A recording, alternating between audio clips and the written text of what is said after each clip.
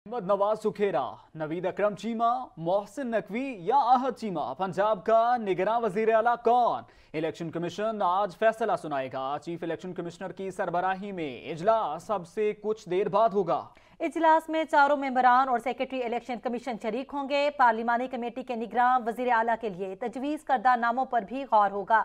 Election commission तजवीज़ करदा नामों में से एक का इंतखाब करेगा।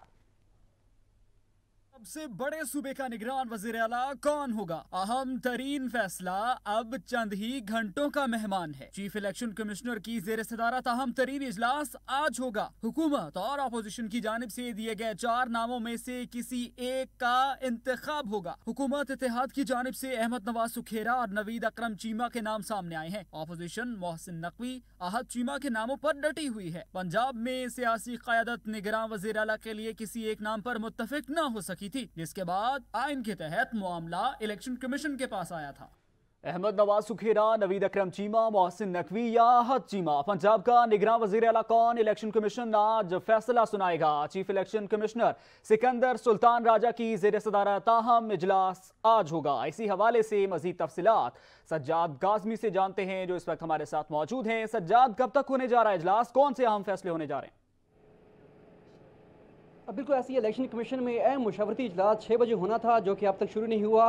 तमाम पार्लिमानी कमेटी जो पंजाब की थी उसने 4 नाम भिजवाए थे और ये चारों नाम आज जेर बहस आएंगे और देखा जाएगा कि किसको जो है वज़ीर आला निगरान बनाया जाए। इस हवाले से तमाम की तमाम वर्किंग जो है इलेक्शन कमीशन ने कंप्लीट कर रखी है। 15 रुकनी ये टीम होगी जो कि इस मुशावरती इजलास में शिरकत करेगी, जिसमें एडिशनल सेक्रेटरी हैं, secretary election commission Umar Hamid Khan है, स्पेशल सेक्रेटरी जफर हुसैन भी शामिल होंगे और साथ साथ दीगर जो मेंबरान हैं कमीशन के, पंजाब के, KPK के, सिंध के और बलूचिस्तान के, वो भी इसमें शिरकत करेंगे।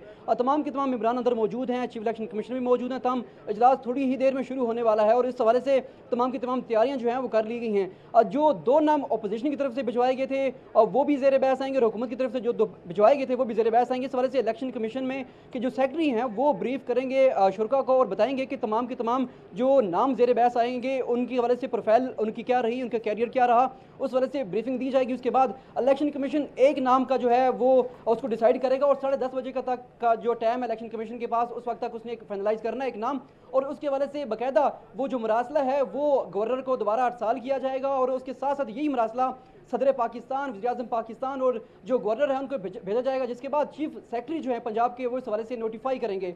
और उससे कबल ये जो इलेक्शन कमीशन का आर्टिकल 224 है उसमें बाकायदा इसका तरीकाकार मौजूद है, जिसके तहत जिसमें ये वाज़ेह दर्ज है कि 2 नाम जो 4 जो नाम हैं पार्लिमानी कमेटी के वो स्पीकर की तरफ से भिजवाई जा सकती हैं या गवर्नर की तरफ से भिजवाई जा सकती हैं। तो गवर्नर की तरफ से कुछ देर की जा रही थी, ताख़ीर की जा रही थी, जिसके बायस स्पीकर ने ये 4 नाम जो है वो भिजवाए थे, जिसमें आज चीमा शामिल हैं, जिसमें अहमद नवाज सुखेरा शामिल हैं, जिसमें मोहसिन नकवी शामिल और इस तरह नवीद चीमा शामिल हैं। और ज़रा ये बताते हैं कि नवीद चीमा और मोहसिन नकवी के दरमियान जो अहम जो ये ज़ेर बहस आएंगे दोनों नाम, और साथ साथ ये कानूनी जो टीम है इलेक्शन कमीशन की ज़राए उनकी तरफ से बताते हैं कि दो नाम हैं उनके बारे में ये कहा जा रहा है कि सरकारी नौकरी छोड़ने के 2 साल के बाद तक जो है कोई भी ओहदा जो नहीं लिया जा सकता। इस वजह से अहमद नवाज सुखेरा जो है वो शायद उनको कंसीडर ना किया जाए। इस तरह चीमा का नाम भी कंट्रोवर्शियल नजर आता है तो उनका नाम भी कंसीडर शायद ना किया जाए। तमाम जो दीगर 2 नाम है वो ज़ेर बहस आने का इम्कान है और दोनों में जो है देखा जाएगा कि किसका नाम सामने आता है। उसके बाद गेजेटेड नोटिफिकेशन जो है वो जारी करेगा इलेक्शन कमीशन और उसके बाद यही मरासला जो है तमाम के तमाम जो दीगर हुकाम हैं, जिसमें सदर हैं, वज़ीर-ए-आज़म हैं और जो गवर्नर है उनको ये अरसाल किया जाएगा, जिसके बाद बाकायदा तौर पर इसको नोटिफाई किया जाएगा। जी अच्छा, सज्जाद काज़मी, चूंकि chief election commissioner Sikandar Sultan राजा की जेर सदारत ये इजलास होने जा रहा है, पाकिस्तान तहरीक इंसाफ उनके ऊपर कोई एतमाद नहीं करती, उनके खिलाफ भी उनके काफ़ी सारे चेयरमैन PTI इमरान खान की जानिब से जलसे में उनके खिलाफ बयान मौजूद हैं। तो पाकिस्तान तहरीक इंसाफ क्या मौक़िफ़ रखती है आज जो फैसला होने जा रहा है? बिल्कुल ऐसे ही है। पाकिस्तान तहरीक इंसाफ ने वाज़ेह तौर पर कहा है कि अगर ऐसा कोई नाम आता है जो कि उनकी नज़दीक अपोजिशन की तरफ से है और उनकी तरफ से ये कहा जा रहा है कि वो करप्ट नेम है, तो अगर उनमें से कोई एक नाम भी सामने आता है तो उनकी तरफ से ये कहा जा रहा है कि हम तस्लीम नहीं करेंगे और हम एहतजाज करेंगे और कानूनी जंग जो है वो छेड़ेंगे। ताहम कानूनी माहिरीन जो है वो ये कहते हैं कि 2 आर्टिकल मौजूद हैं इस हवाले से। अगर हाई कोर्ट में जाते हैं तो आर्टिकल 199 ज़ेर बहस आएगा और उसमें ये बताना पड़ेगा पाकिस्तान तहरीक इंसाफ को पिटीशन में कि आया क्यों इस नाम को वो मानने से इनकारी हैं। और साथ साथ जो अगर सुप्रीम कोर्ट में जाते हैं तो सुप्रीम कोर्ट में आर्टिकल 184 है वो ज़ेर बहस आएगा और उसके अंदर बताना पड़ेगा कि पिटीशन में कि आया जो नाम नहीं माने जा रहे, जो एक नाम सामने आएगा इलेक्शन कमीशन का, उसको अगर पाकिस्तान तहरीक इंसाफ नहीं मानती तो उसके हवाले से बताना पड़ेगा कि क्या किस बुनियाद के ऊपर जो है उसको रिजेक्ट किया जा रहा है। तो हम ये दोनों आर्टिकल वाजे हैं, एक आर्टिकल 184 भी सुप्रीम कोर्ट के हवाले से और 199 इस्लामाबाद हाई कोर्ट के हवाले से वाजे, जिसमें वाजे तौर पर बताया जा रहा है कि अच्छा, जो Sajjad Kazmi, chief election commissioner Sikandar Sultan Raja से सेक्रेटरी इलेक्शन कमिश्नर की भी मुलाकात हुई है। उस मुलाकात में क्या मामला तय पाए हैं, उनकी क्या गुफ्तगू हुई है इस इजलास के दौरान?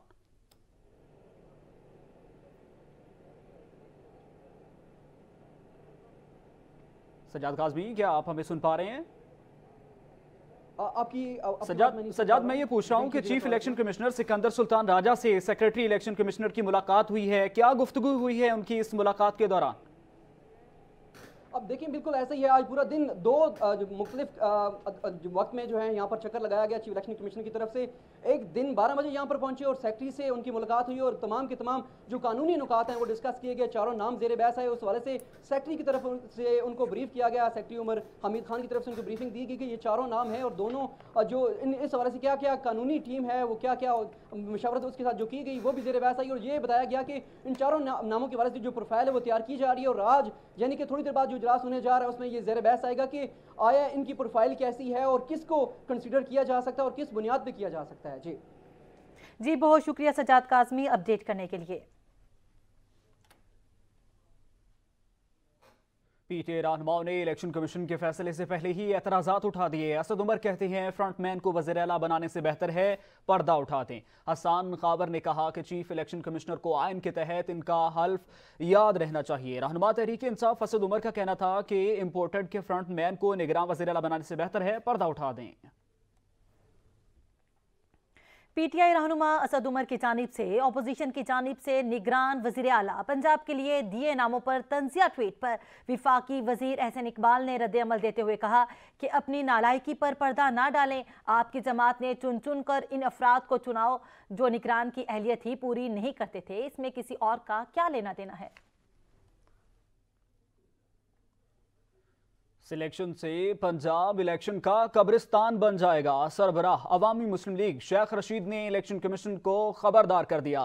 पाकिस्तान अवामी मुस्लिम लीग के सरबराह और साबिक वज़ीर दाखिला ने इलेक्शन कमीशन को वार्निंग देते हुए कहा कि अगर निगरान वज़ीर आला के तकर्रुर में डंडी मारी तो पंजाब इलेक्शन का कब्रिस्तान बन जाएगा।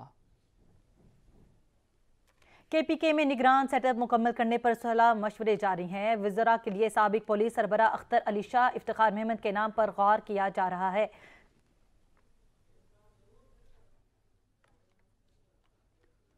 खबरें और भी होंगी लेकिन एक ब्रेक के बाद हमारे साथ रही। एमक्यूएम का कराची और हैदराबाद के बल्दियाती इंतखाबात के फैसलों को मानने से इनकार। मरकजी रहनुमा खालिद मकबूल सिद्दीकी, मुस्तफ़ा कमाल और वसीम अख्तर कहते हैं जो फैसला आवाम का ना हो हम उसको कबूल नहीं करेंगे। अब कराची में सियासी जोड़ तोड़ का फैसला करेगा कि मेयर कौन होगा। कॉन्फ्रेंस करते हुए एमक्यूएम रहनुमाओं का कहना था कि गुज़श्ता 50 वर्ष से एक सोची समझी साजिश के तहत सिंध को हकूक से महरूम रखा जा रहा है। यही वजह है कि 1972 में होने वाली मर्दमशुमारी में भी धांधली साबित हुई और हालिया बल्दियाती इंतखाबात में मैंडेट पर शब खून मारने की साजिश की गई। कन्वीनियर डॉक्टर मकबूल सिद्दीकी का कहना था कि मुल्क की 98% आबादी का मुकदमा लड़ने के लिए कोशां है, पर हमें मसाइल में फंसाया जाता है। निजाम दुश्मन लोगों के खिलाफ ऑपरेशन होते हैं। हम इस बुसीदा निजाम के खिलाफ मुत्तहिद हैं और किसी तौर तस्लीम नहीं करते। पाकिस्तान की 98% आबादी जो कि पाकिस्तान की असल वारिस है, उसका मुकदमा भी लड़ा जाया जा सके, लेकिन बार बार हमें अपने ही इलाकों में इंगेज कर लिया जाता है। जो आज आपके सामने बैठे हैं, इस बोसीदा गले सड़े जागीरदाराना निजाम को जमहूरियत मानने से इनकार करते हैं और बार बार इनकार करते हैं। अब सियासी जोड़ तोड़ फैसला करेगा कौन मेयर होगा, अवाम की उमंगों मैंडेट के जरिए नहीं होगा। इस सूरत हाल को हम कबूल नहीं करेंगे। मुस्तफ़ा कमाल बोले हालिया इंतखाबात में प्री पोल धांधली हुई, अपने अफसरान प्रिजाइडिंग बनाए। ताज्जुब है कराची का रिजल्ट आज तक फाइनल नहीं हुआ। इलेक्शन के दिन सूबाई हुकूमत तमाम अपने सरकारी अफसरान को प्रिजाइडिंग ऑफिसर्स बनाकर डब्बे जो है वो रोडों पर पड़े हुए हैं। रिजल्ट आज तक रिजल्ट जो है वो कराची का तो फाइनल नहीं हुआ। वसीम अख्तर का कहना था कि इलेक्शन कमीशन साफ शफाफ इलेक्शन कराने के पाबंद है। हल्का बंदियों पर जमात इस्लामी और पीटीआई ने भी कहा गलत हुई है। बल्दियाती इंतखाबात के बाइकाट पर यह तासुर दिया गया कि हमने गलत फैसला किया। जो एमक्यूएम ने बाइकआउट किया है 15 के इलेक्शन का, उस पे ये तासुर भी दिया जा रहा है जो दूसरी जमातें हैं लाइक पीटीआई और जमात इस्लामी कि हमने कोई ऐसा गलत फैसला कर लिया।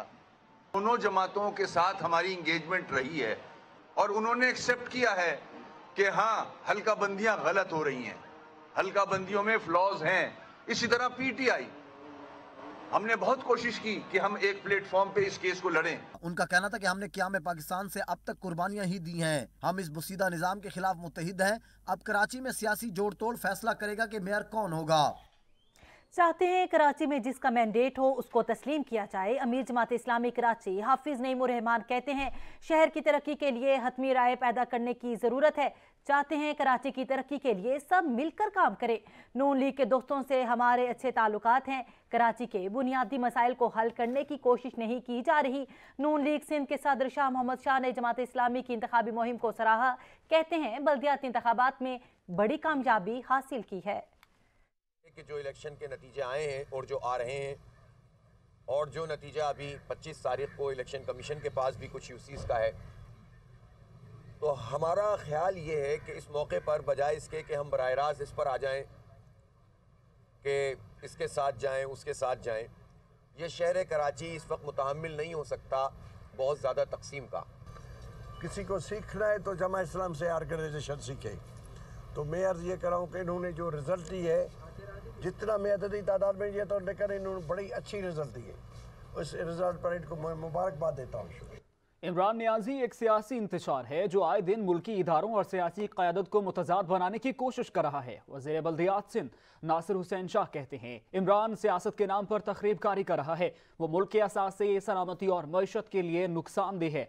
अपने बयान में सूबाई वजीर का कहना था कि पाकिस्तान इंतहाई मुश्किल वक्त से गुजर रहा है। सब पर लाजिम है कि सियासत से बालातर होकर मुल्क के लिए काम करे। जमात इस्लामी को भी शहर की तरक्की खिदमत के जज्बे के साथ हकीकत पसंदाना फैसले करने होंगे। जिस पार्टी ने ज्यादा सीटें जीती हैं मेयरशिप पर उसी का हक तस्लीम करना होगा। पीपल्स पार्टी की क़यादत जल्द अपना मेयर का कैंडिडेट नामजद करेगी जो जिसकी शख्सियत का अपना असर होगा।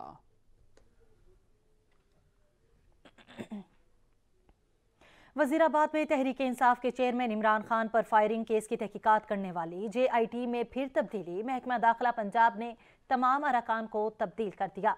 नई JIT में DPO DG खान कमल, SP अंजुम कमाल, DSP CIA जंग नासर नवाज को शामिल किया गया, जबकि किसी भी महकमे के चौथे रुकन की तकर्रुरी का फैसला JIT के सुपुर्द कर दिया गया है।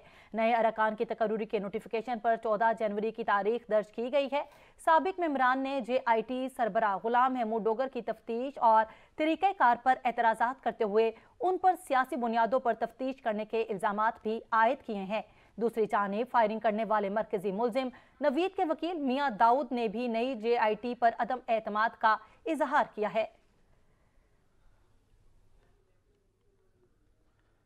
रहनुमा तहरीक इंसाफ मुशर्रफ जमशेद चीमा ने कहा है कि एक तरफ मुल्क दिवालिया होने वाला है, दूसरी तरफ चेयरमैन PTI इमरान खान पर हमले की तहकीकात करने वाली JIT पर दबाव डाला जा रहा है। JIT मेंबरान से मुतनाज़े बयानात दिलवाए जा रहे हैं। ऐसी हरकत साबित कर रही हैं कि इस साजिश में शरीक लोग कितने ताकतवर हैं।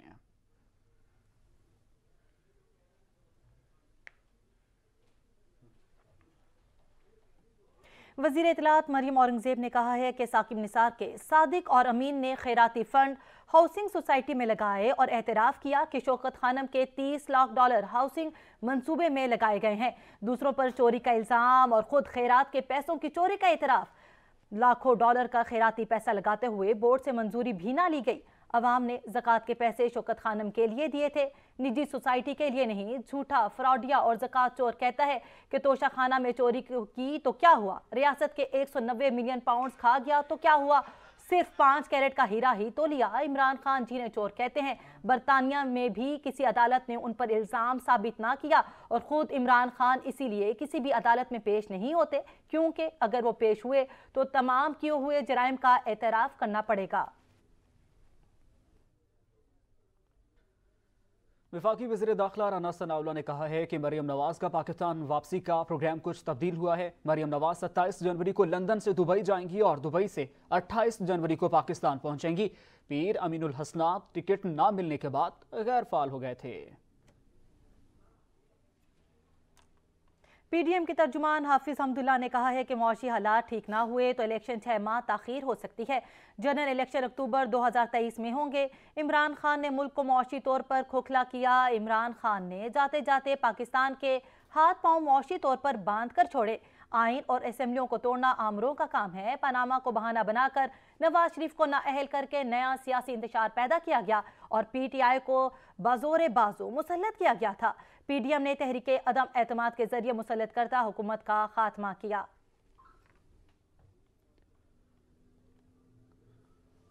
हम सब मुल्क की सियासी सूरत हाल के जिम्मेदार हैं। साबिक वज़ीर आज़म और नून लीग के रहनुमा शाहिद खाकान अब्बासी का बड़ा एतराफ। बोले मईशत की बदहाली इंतहा तक पहुंच चुकी, मुश्किल फैसले करके मुल्क को इस्तेहकाम देना पड़ेगा। एक दूसरे पर इल्जामात और गालम गलोच की सियासत जहर कातिल है।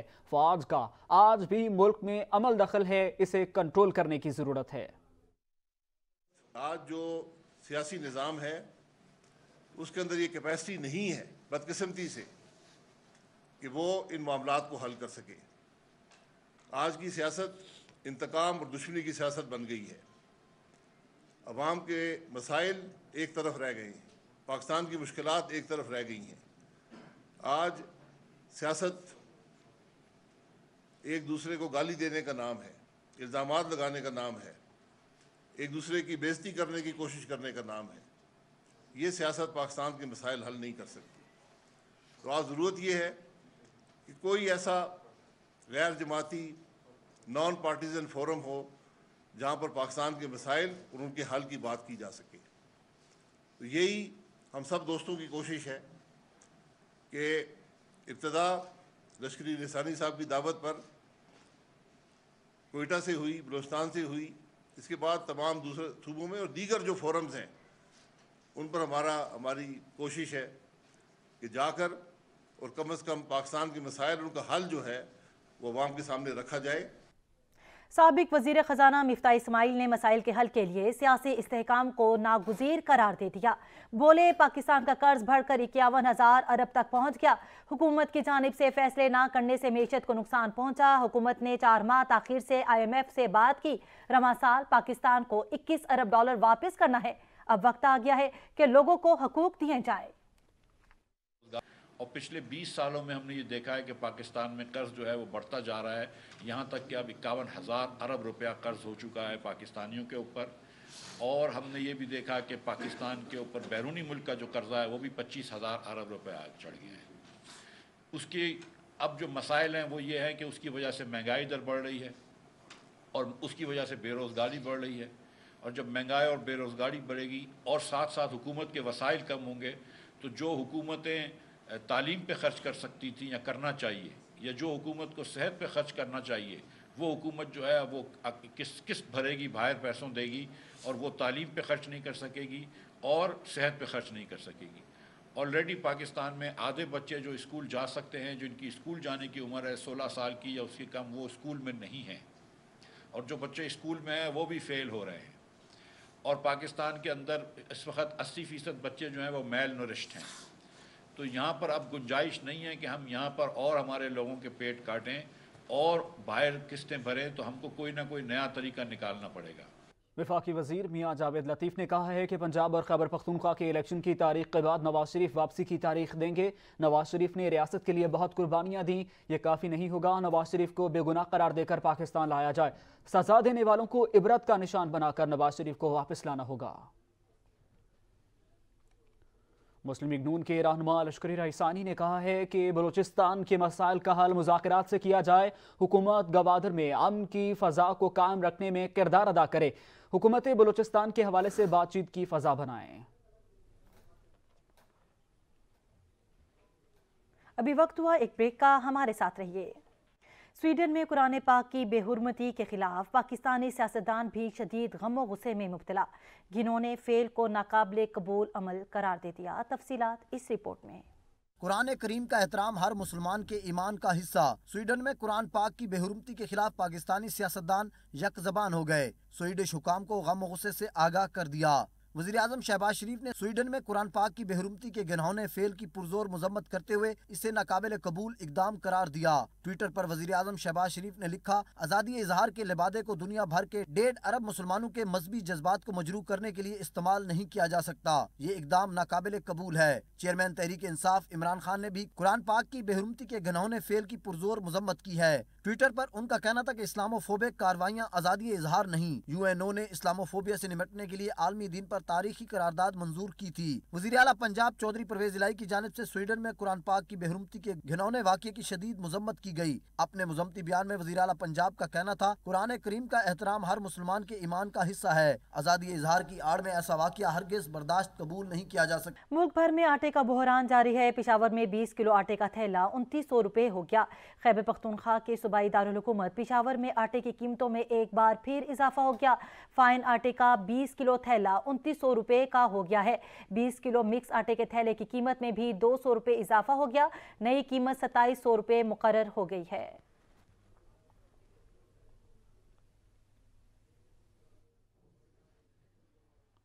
अब कुछ मौसम की बात करें और आपको बताएं कि जिला गजर में बर्फबारी का खूबसूरत सिलसिला शुरू हो गया। फलक बोस चोटियां बर्फ से ढक गईं।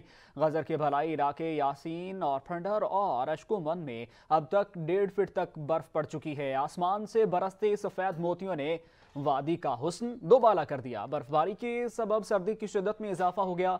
दर्जा हरारत नुक्ताए इंजमात से भी नीचे गिर गया। महकमा मौसमियात समेत गिलगित बल्तिस्तान के मुताबिक बारिश और बर्फबारी का यह सिलसिला आइंदा 2 रोज तक जारी रहेगा।